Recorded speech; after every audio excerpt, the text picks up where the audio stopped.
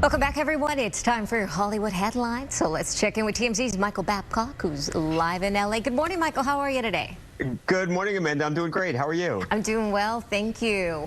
We're going to start off with a little bit of Chris Rock. His Netflix comedy special aired this weekend, just in the last few days. Wow, there was a lot to say. Yeah, a lot to say. It took him about a year, Amanda, to actually address the Will Smith slap at the Oscars, but he addressed it. He really did. He had a bunch of jokes prepared.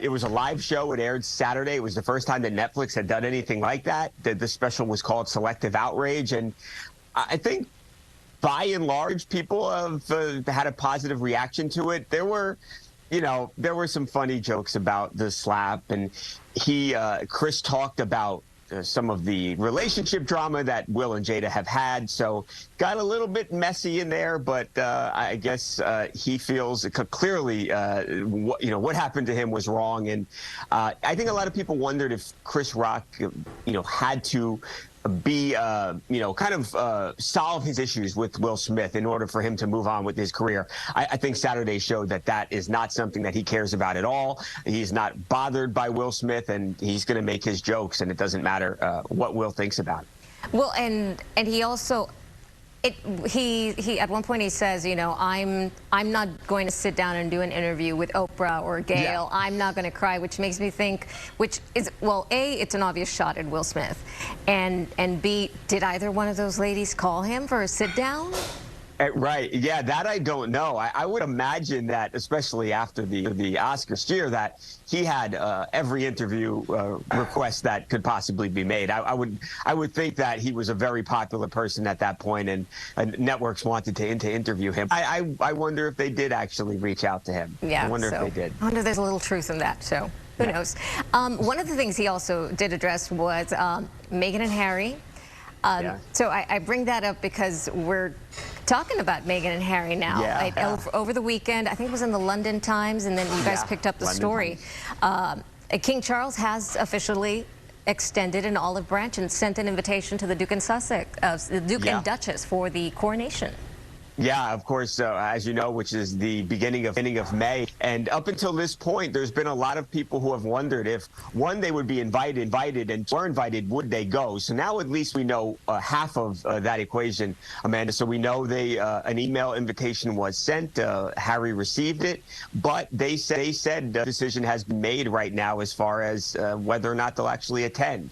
Now, maybe they know, if the answer is yes or no, but they're not going to tell the public right now. It's going to be fascinating to see what happens. Obviously, this is a family in disarray. It's not Harry and his father. It's also Harry and his brother, William.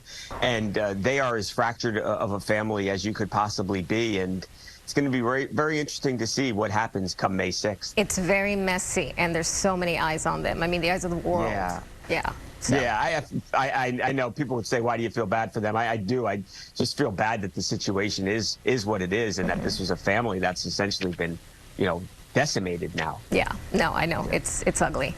Finally, we'll wrap things up here with a little Victoria's Secret news. The fashion show is back.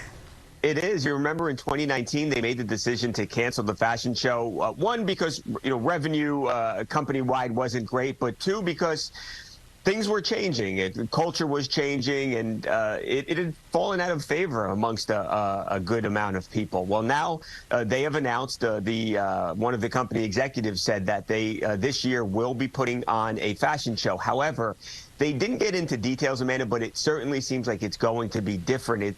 It doesn't seem like it's going to be the top models in the scantily clad outfits walking out there. No, I don't think you're going to necessarily see $2 million bras and stuff like that anymore. I think it's going to be a very different Victoria's Secret fashion show, and we'll see if people like it or not. But it's coming back. And also which network it'll air on, because I think for the last few years it aired on the CW network. Right, exactly. Who airs it? What does it look like? I mean, it could be and probably will be an entirely different show than the one we were used to watching for so many years. Well, maybe more people will probably watch just out of curiosity. Yeah, hey, I'm going to watch just to see. Definitely. Right. Michael, thank you so much. As always, it's great talking to you. Have a great week. You too. I'll see you next week.